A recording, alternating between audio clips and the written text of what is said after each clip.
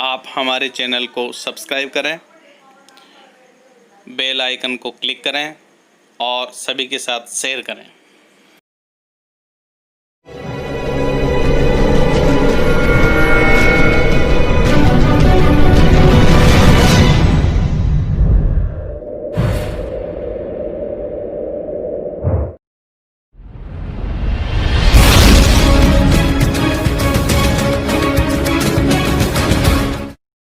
नमस्ते बच्चों, आपका मैथ्स क्लास में स्वागत है। अपन इस बोर्ड पैटर्न वाला जो सिस्टम चला रखा है उसमें कल 5 अंकों के 5 क्वेश्चन हो गए थे। आज अपन इसको फिर आगे बढ़ा रहे हैं और इसके बाद फिर अगले वीडियो में मिलेंगे। इस प्रकार हमेशा 5-6 नंबर का मैटर आपको मिलेगा, इसलिए आप पर डे ये वीडियो देखते रहें और अपने बोर्ड की तैयारी करें। छठवां जो क्वेश्चन बोर्ड में पूछा गया है वो बिंदु पथ से संबंधित आता है। वैसे बिंदु पथ के बहुत सारे होते हैं, उनमें से 2-3 प्रश्न मैं आपको यहाँ बताऊंगा। से पहला है, छठवें का पहला है, 2 दिए गए बिंदुओं से समदूरस्थ बिंदुओं का बिंदु पथ। देखो ये बड़ा आसान है समझना। 2 बिंदुओं से, यदि 2 बिंदु हों, इन 2 बिंदुओं को मिलाने से एक रेखाखंड बनता है। तो इसको याद करने का तरीका है, अगर 2 बिंदुओं से जाने वाला बिंदु पथ पूछा जाए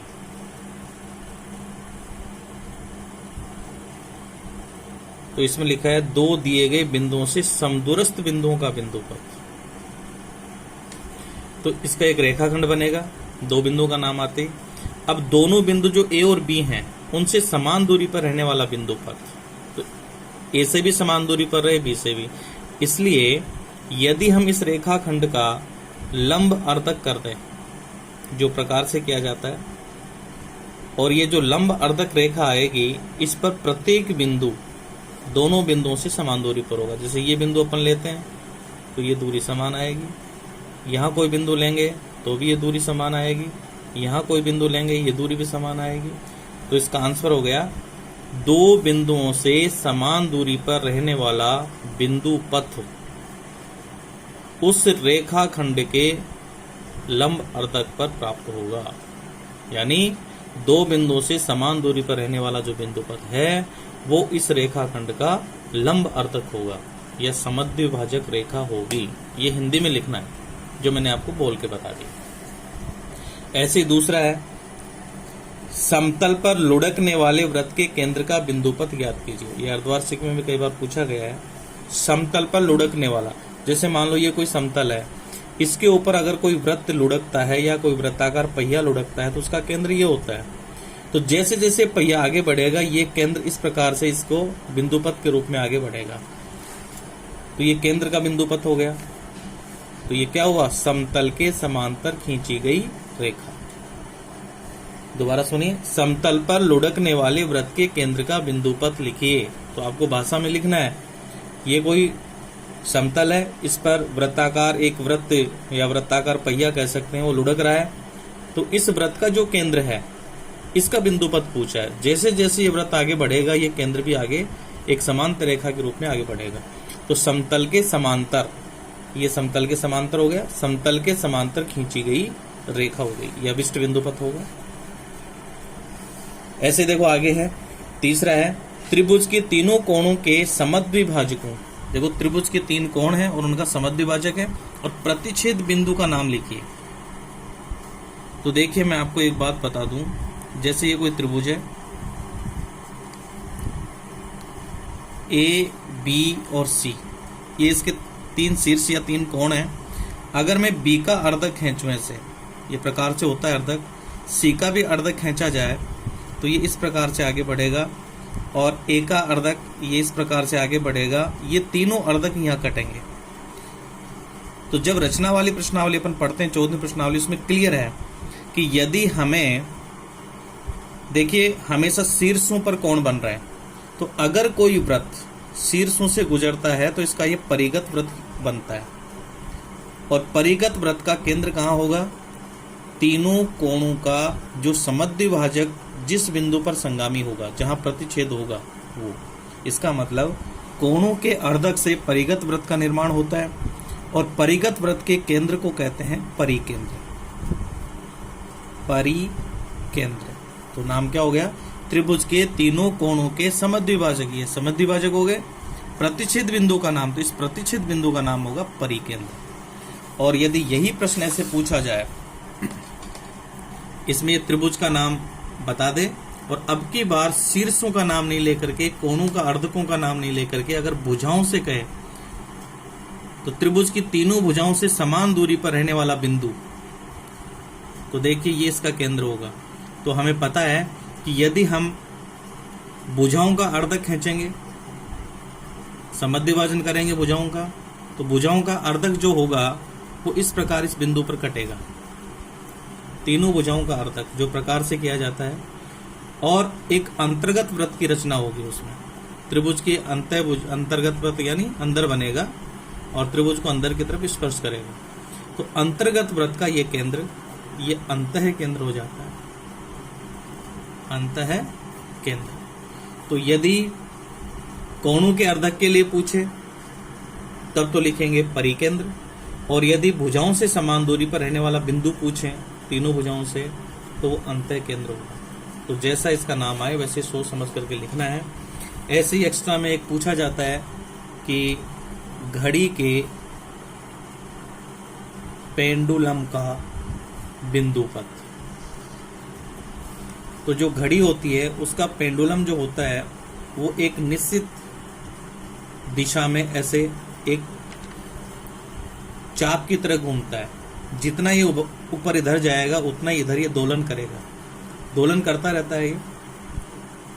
तो यहाँ पर जो ये घड़ी का पेंडुलम है, अगर हम इसका बिंदु पथ देखें तो ये वृत्त का चाप दिखाई देता है, वृत्त का चाप। ये भी क्वेश्चन कई बार पूछा गया। ऐसे ही मान लो दो बिंदु से, तो मैंने बता दिया, अगर वो दो भुजाओं से समान दूरी पर बिंदु पथ पूछे तो हमेशा दो भुजाओं से कोण बनता है।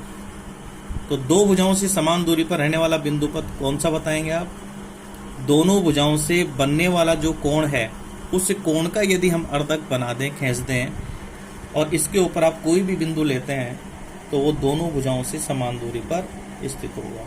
तो हमें ये ध्यान रखना है कि वो बिंदु की चर्चा कर रहा है, भुजा की कर रहा है, पेंडुलम की कर रहा है, त्रिभुज के लिए वो अंतः केंद्र की कर रहा है या परिकेंद्र की कर रहा है। तो ये अपन पढ़ करके और आराम से बता सकते हैं। 1 नंबर का क्वेश्चन, छठवां जो क्वेश्चन है वो बिंदु पथ का अवश्य आएगा। बिंदु पथ के और सवाल आपको देखने तो 10वीं प्रश्नावली में आपको बहुत सारे मिल जाएंगे।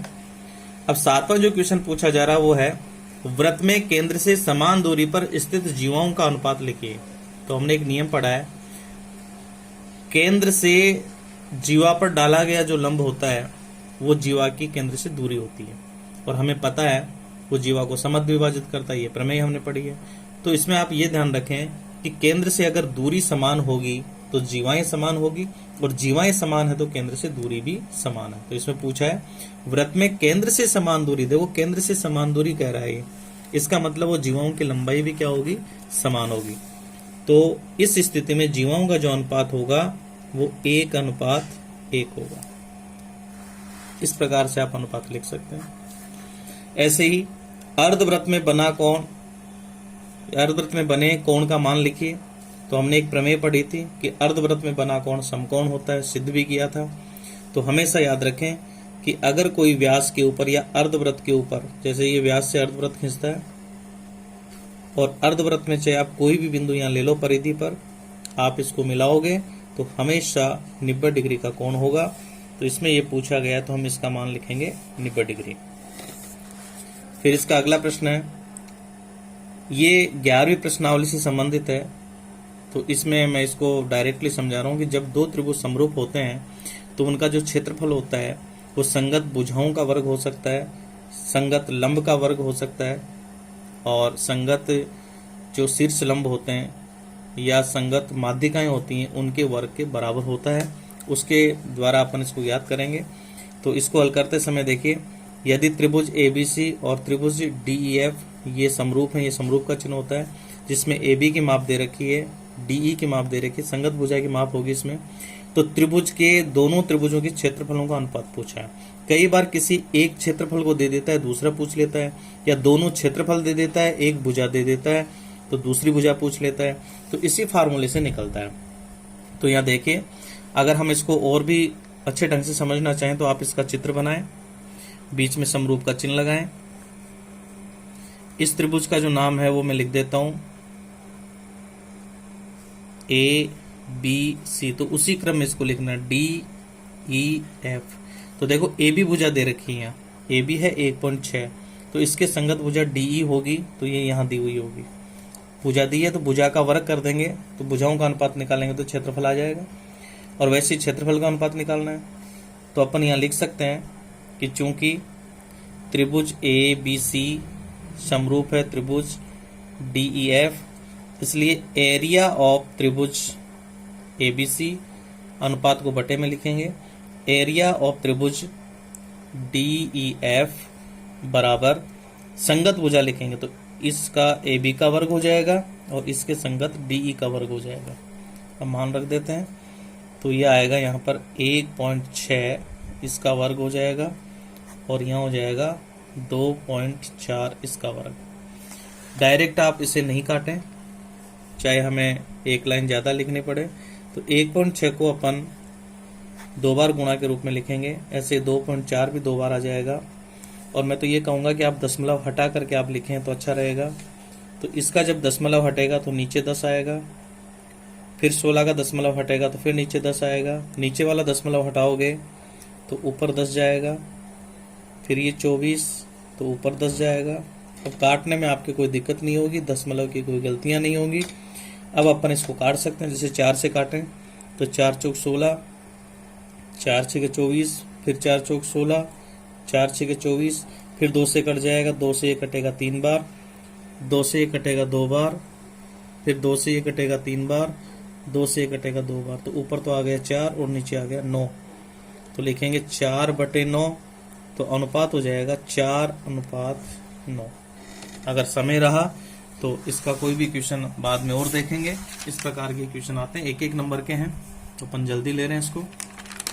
इसके बाद में देखो 8वां क्वेश्चन है जो प्रायिकता से संबंधित है। प्रायिकता के 2 क्वेश्चन यहाँ आपको 8वां क्वेश्चन मिल रहा है, फिर आपको आगे भी एक क्वेश्चन मिलेगा बड़े अंक का, और ये क्वेश्चन मैं पहले भी करवा चुका हूं। तो देखिए, एक पासे के एक बार फेंकने पर विषम अंक आने की प्रायिकता ज्ञात कीजिए। इसमें विषम अंक, सम अंक, अभाज्य अंक कैसे भी प्रश्न पूछे जाते हैं। तो सबसे पहले तो लिखेंगे एक पासे को फेंकने पर कुल संभावित परिणाम। समुच्चय में लिखेंगे तो देखो ये परिणाम 6 तक होंगे, इसका मतलब कुल संभावित परिणाम हो गए 6। अब अनुकूल परिणाम वो निकालेंगे जो प्रश्न पूछा गया है विषम अंक के लिए। तो यहाँ लिखेंगे विषम अंक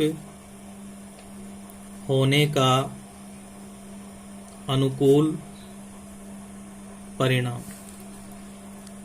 इसको भी देखो समुच्चय, देखो विषम अंक में आएगा 1 3 5, 1 3 5, तो अंक हो गए यहाँ पर 3। अब प्रायिकता निकाल देंगे, इसलिए प्रायिकता बराबर अनुकूल परिणाम 3, संभावित परिणाम 6, काटेंगे तो यह आएगा 1/2। इस प्रकार है। फिर 8वां जो क्वेश्चन बोर्ड में है उसका दूसरा एग्जांपल ले रहे हैं। एक सिक्के को 2 बार उछाला जाता है, यानी सिक्के को 2 बार उछाला। अधिक से अधिक, देखो ये अधिक से अधिक और कम से कम दोनों के लिए प्रश्न आता है। तो एक सिक्के को 2 बार उछाला जाता है, तो मैं सीधा लिख रहा हूं कुल संभावित परिणाम। इसके समुच्चय बना करके मैंने आपको समझाए थे। यहाँ देखिए 2 बार उछाला जाता है, तो मैं सीधा ही लिख देता हूं। एक तो जोड़ा बनेगा HH, एक बनेगा ST, फिर बनेगा TH और TT। काउंट करेंगे तो ये होगा 4। अब इसमें ये पूछा गया है अधिक से अधिक एक पट, या चित्त के लिए भी आ सकता है, अधिक से अधिक एक पट। पट का मतलब होता है T। तो देखिए यहां चित्त है 2 बार, तो ये इसमें नहीं आएगा। अधिक से अधिक एक पट, तो यहां देखिए अधिक से अधिक एक ही पट है, इसमें भी अधिक से अधिक एक ही पट है, लेकिन इसमें अधिक से अधिक 2 पट आ गए। इसका मतलब ये और ये नहीं आएगा, तो इसका जो अनुकूल परिणाम होगा वो 2 होगा। तो यहां लिखेंगे अधिक से अधिक एक पट आने का अनुकूल परिणाम। समुच्चय भी लिख सकते हैं, वैसे मैं निशान लगा दिए, 2 परिणाम निकलेंगे, इसलिए प्रायिकता ये हो जाएगी 2/4, 2 से 1 काटोगे तो ये होगा 1/2। और इसी में देख लीजिए, यदि कम से कम एक पट पूछा जाए, कम से कम एक पट, तो देखो कम से कम एक पट इसमें भी है, कम से कम एक पट इसमें भी है, और जब 2 बार पट आ जाएगा तो कम से कम एक बार ये भी होगा। उस समय 3 अनुकूल परिणाम होंगे और 3/4 उसकी प्रायिकता हो जाएगी। तीसरा उदाहरण ले रहे हैं, ये मैं पहले भी बता चुका हूं, इसको आप डिस्क्रिप्शन में जरूर देखें, उसमें ये वीडियो आपको मिल जाएंगे। इसमें 2 खिलाड़ी ए तथा बी शतरंज का एक मैच खेलते हैं। यह ज्ञात कीजिए कि ए द्वारा मैच जीतने की प्रायिकता मान लो 5/6 हो, तो बी के जीतने की प्रायिकता, इसके जीतने की दे रखी है, दूसरे के जीतने की ही पूछी है, तो दूसरा तब जीतेगा जब पहले वाला हारेगा। तो हम इसको प्रायिकता सिद्धांत से कर सकते हैं। तो जैसे मैं यहां लिख देता हूं कि माना ए के जीतने की प्रायिकता, इसको यदि मान लो मैं पी ए लिखता हूं, तो इसका मान हमारे पास है 5/6, और यहां लिख देते हैं, इसलिए ए के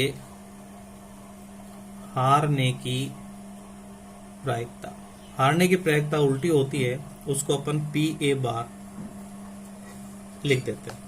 और फिर हम प्रायिकता सिद्धांत से जानते हैं कि प्रायिकता सिद्धांत से किसी कार्य के होने की प्रायिकता प्लस उसी कार्य के नहीं होने की प्रायिकता पी ए बार बराबर होता है 1। यह हमारे पास पी ए का मान है 5/6 प्लस पी ए बार, ये हमें ज्ञात करना है। तो अब अपन यहाँ पक्षांतरण करेंगे, तो पी ए बार बराबर 1, 5/6 उधर जाते ही माइनस का हो जाएगा, इसके नीचे 1 ले लेते हैं, तो यह पी ए बार बराबर होगा, लघुत्तम लेंगे 6 आएगा, तो ये 6 बार भाग जाएगा, तो 6 माइनस 5 एकम 5, तो यहाँ पी ए बार होगा 1/6। देखिए ये ए के हारने की प्रायिकता है 1/6, तो ए के हारने की जो प्रायिकता होगी वो बी के जीतने की होगी, इसलिए बी के जीतने की प्रायिकता हमारे से पूछी है, जीतने की प्रायिकता ये हो जाएगी 1/6। इस प्रकार हम इसको हल कर सकते हैं। आगे देखिए, सड़क सुरक्षा के प्रश्न है जो आपको बुक में नहीं दे रखे, और इसके 2 प्रश्न 9वां 10वां तो आता है 1-1 नंबर का, और एक आपको आगे 15वां क्वेश्चन ऐसे कुछ मिलेगा, वो 2 नंबर का, ऐसे करके सड़क सुरक्षा 4 नंबर की। हो सके तो मैं अगला वीडियो सड़क सुरक्षा का ही बनाऊंगा, ताकि आप उसको अच्छे ढंग से 4 नंबर ला सकें। तो इसमें देखिए, प्रश्न जो पूछा जाता है वो किसी भी प्रश्नावली से संबंधित हो सकता है, ये रैखिक समीकरण से संबंधित है। तो इसमें देखो पूछा है कि किसी नगर में टैक्सी का किराया पहले किलोमीटर का 5 रुपए, यानी पहला जो 1 किलोमीटर चलते हैं उसका 5 रुपए लगेगा, उसके बाद में 3 रुपए, बाकी जो किलोमीटर बच गए उसके प्रति किलोमीटर 3 रुपए चार्ज होगा। यदि तय की गई दूरी, इसमें एक्स में दे रखी है किलोमीटर और किराया वाई में दिया हुआ है, तो हमें इसे समीकरण रूप में व्यक्त करना है। तो इसके लिए मैं बता दूं, देखिए जो शुरू का जो किराया होता है 1 किलोमीटर 2 किलोमीटर जितना भी निश्चित होता है, जिसमें 1 किलोमीटर लिखा है, उसको कहते हैं नियत किराया, वो होता है नियत किराया। और जो एक्स्ट्रा बाद में लगता है उसे कहते हैं अतिरिक्त किराया। तो जो हम कुल किराया निकालते हैं, कुल किराया का जो मान होगा वो नियत किराया और अतिरिक्त किराया जुड़ करके बनता है। इसका मतलब कुल किराया बराबर होगा नियत किराया प्लस जो अतिरिक्त किराया बनेगा वो, और ये अतिरिक्त किराया जो होता है वो प्रति किलोमीटर के हिसाब से बनता है। तो देखिए मैं यहाँ पर आपको समीकरण, ये अगर याद हो गया तो समीकरण बन जाएगा। इसमें देखिए कुल किराया दिया है y, तो अपन कुल किराया की जगह लिख देंगे y।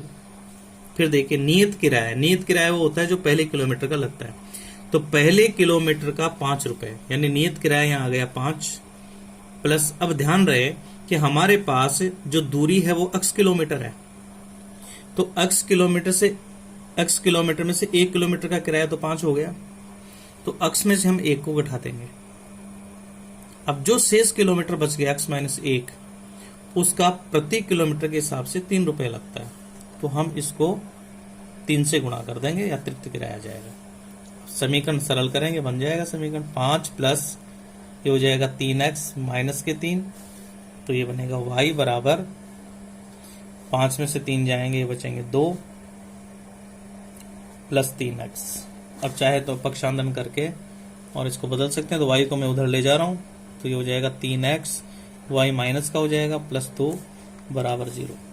ये अभिष्ट समीकरण प्राप्त हो गया, या इसको आप इस रूप में भी रख सकते हो, कोई दिक्कत नहीं है। ठीक ऐसे ही देखो अगला क्वेश्चन है, यदि एक कार का किराया वही प्रथम किलोमीटर के लिए 20 रुपए, इसके बाद प्रथम किलोमीटर के बाद में जो भी किलोमीटर बचे हैं उसमें प्रति किलोमीटर का जो किराया है वो 11 रुपए है, और चलना है 15 किलोमीटर, ये कुल दूरी दे रखी है। चलने के लिए कुल किराया ज्ञात कीजिए, तो कुल किराया देखो कैसे निकलेगा। सबसे पहले तो मैं बता दूं कि इसमें जो कुल दूरी है वो 15 किलोमीटर है, तो 15 किलोमीटर में से 1 किलोमीटर का किराया तो लगेगा 20 रुपए, शेष जो किलोमीटर बचेंगे वो होगा 14 किलोमीटर, और 14 किलोमीटर का प्रति किलोमीटर के हिसाब से हमें 11 रुपए चार्ज करने हैं, तो कुल किराया इसमें निकल जाएगा। तो देखिए मैं यहां बना रहा हूं कुल किराया, वही तरीका नियत किराया प्लस अतिरिक्त किराया। देखो नियत किराया प्रथम किलोमीटर का, इधर देखिए प्रथम 1 किलोमीटर का जो किराया है वो 20 रुपए है, तो मैं यहां पर लिख देता हूं 20 रुपए प्लस टोटल किलोमीटर 15 था, 15 में से 1 किलोमीटर का किराया 20 हो गया, तो 15 में से मैं 1 कम कर देता हूं, तो 15 माइनस 1 किलोमीटर का किराया 20 रुपए हो चुका है। अब शेष का जो बचेगा यानी 14 किलोमीटर जो बचेगा उसमें प्रति किलोमीटर 11 रुपए चार्ज है, तो 11 से गुणा कर देंगे, तो यह आएगा 20 प्लस 14 गुणा 11, तो ये होगा 20 प्लस 11 चौक 44, 11 और 4 15, 20 इसमें जोड़ देंगे तो ये आ जाएगा 174 रुपए। तो 15 किलोमीटर चलने के लिए 174 रुपए चार्ज होगा। ऐसे ही देखो तीसरा क्वेश्चन ले रहा हूं मैं 9वें का तीसरा। तो देखो प्रत्येक वाहन को दिए जाने वाले पीयूषु का पूरा नाम लिखिए। तो ये प्रदूषण से संबंधित होता है और पीयूषी का पूरा नाम पूछा है, तो आप इसे इंग्लिश में भी नहीं लिखें तो हिंदी में लिख सकते हैं, और वो भी शब्दों को ध्यान में रखते हुए। तो PUC, पी का मतलब होता है पोल्यूशन, यू का मतलब होता है अंडर कंट्रोल, और सी का मतलब होता है certificate. Pollution under control certificate. और यदि हम इसको हिंदी में लिखना चाहें तो वो होता है प्रदूषण नियंत्रण प्रमाण पत्र। ये उन वाहनों को दिया जाता है जो डीजल पेट्रोल से चलते हैं, प्रदूषण फैलाते हैं, और ये सर्टिफिकेट ये बताता है, ये जिस वाहन चालक के पास होगा उससे ये पता चलता है कि ये वाहन नियत जो गवर्नमेंट ने नियत कर रखी है पॉल्यूशन के लिए, एक सीमा दे रखी है, उसके अंदर ही ये प्रदूषण फैला रहा है, ज्यादा प्रदूषण इस वाहन से नहीं हो रहा, ये इसका सर्टिफिकेट होता है, जो इन वाहनों को लेना जरूरी है, नहीं तो फिर चालान कट जाता है। अब ले रहे हैं अपन 10वां क्वेश्चन। ये 10वां क्वेश्चन जो पूछा गया वो संबंधित इसकी प्रश्नावली 8वीं हो रही है, 8वीं प्रश्नावली से संबंधित क्वेश्चन बन जाता है ये, और जबकि है ये सड़क सुरक्षा का। तो देखिए इसमें यदि एक खंबे के आधार से 20 मीटर दूर स्थित प्लेटफार्म के एक बिंदु से खंबे की चोटी पर लगे हुए कैमरे का उन्नयन कोण, देखो यहाँ पर कैमरा शब्द आ गया जो खंबे के ऊपर लगा हुआ है, और उसका जो उन्नयन कोण है वो पृथ्वी के धरातल या प्लेटफार्म के साथ 60 डिग्री का कोण बना रहा है, तो खंबे की ऊंचाई ज्ञात करनी है। वही 8वीं प्रश्नावली का सवाल हो गया। तो जैसे मान लो ये तो कोई खंबा है, ये प्लेटफार्म है, और इसके शिखर से प्लेटफार्म के साथ ये कोण जो बन रहा है ये उन्नयन कोण हो गया 60 डिग्री। तो ये हो गया ABC। इसे मैं लिख देता हूं खंबा। हमें खंबे की ऊंचाई याद करनी, इसको मान लेते हैं H मीटर, और यहां दिया है एक खंबे के आधार से 20 मीटर दूर, तो खंबे के आधार से ये 20 मीटर दूर ये कोई प्लेटफार्म पर बिंदु है जो 60 डिग्री का कोण बना रहा है। तो उससे पहले मैंने ये बताया था कि देखो इसमें लाल बटा कक्का याद कर लेते हैं, 3 भाग करते हैं, पहला खंड साइन थीटा का, दूसरा कोस थीटा, तीसरा टेन थीटा, बस यही काम आते हैं इसमें। लंब आधार की चर्चा हो तो टेन का सूत्र, आधार करण की चर्चा हो तो कोस का, लंब करण की चर्चा हो तो साइन का। तो यहाँ पर देखो लंब और आधार इसकी चर्चा हो रही है, टेन थीटा का सूत्र लगेगा तो खंबे की ऊंचाई आ जाएगी। जो खंबे की ऊंचाई हमने h मानी है लिख देंगे, माना खंबे की ऊंचाई बराबर h मीटर, और यहाँ सूत्र लगा देंगे, टेन थीटा बराबर होता है लंब बटे आधार, और यहाँ आप लिखें तो सी के ऊपर यहाँ लिख दें कि ये कैमरा है। तो यहाँ होगा टेन थीटा, देखो समीकरण बनता है तो यह जरूर लिखें। मैं अगर लिखने से भी छोड़ दूं तो आप विशेष याद रखेंगे, या जरूर लिखेंगे, परीक्षा में भी याद रखें। लंब इसका होगा h बटा आधार होगा 20, और यहाँ थीटा की जगह लिख देंगे टेन 60 h बटे 20। टेन 60 का जो मान होता है वो होता है √3 बटा 1 बराबर h बटे 20। अब अपन यहाँ वज्र गुणा करेंगे, यानी तिरछा गुणा, वज्र गुणा करने पर तो h एकम h बराबर 20 को √3 से गुणा करेंगे तो 20 √3 मीटर। हम चाहें तो √3 के मान से गुणा करके मीटर में निकाल सकते हैं, ये भी इसका आंसर सही है। ठीक ऐसे देखो यह है, एक पतंग भूमि से 75 मीटर की ऊंचाई पर उड़ रही है, जिसके धागे का भूमि के साथ झुकाव यानी ये कोण बन रहा है 60 डिग्री का, तो धागे की लंबाई ज्ञात कीजिए। इसमें भी देखो वही समकोण त्रिभुज काम आएगा।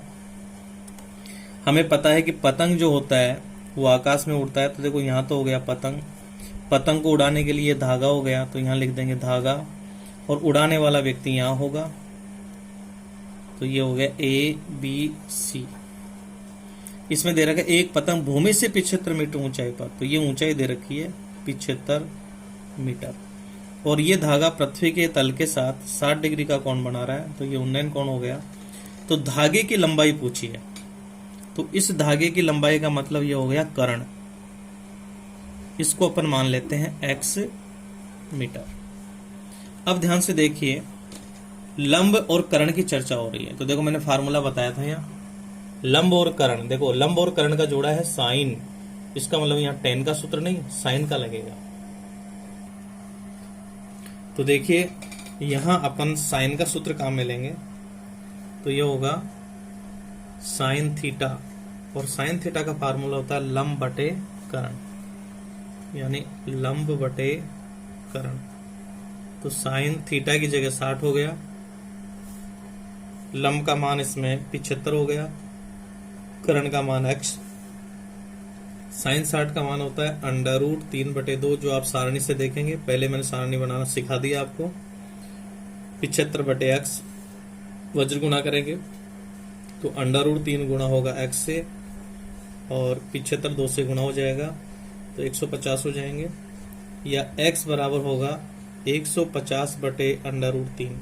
अब √3 का हम परिमेयकरण करेंगे तो √3 से ऊपर नीचे गुणा कर देते हैं, तो यह आएगा 150 इंटू √3 बटे √3 को √3 से गुणा करने पर 3 आता है, 3 से ये कट जाएगा, 50 बार कटेगा, तो यह आ जाएगा 50 √3, ये x का मान आ गया, और x हमने माना है धागे की लंबाई, तो धागे की लंबाई बराबर होगी x बराबर 50√3 मीटर, ऐसे पूरा आंसर लिखना है।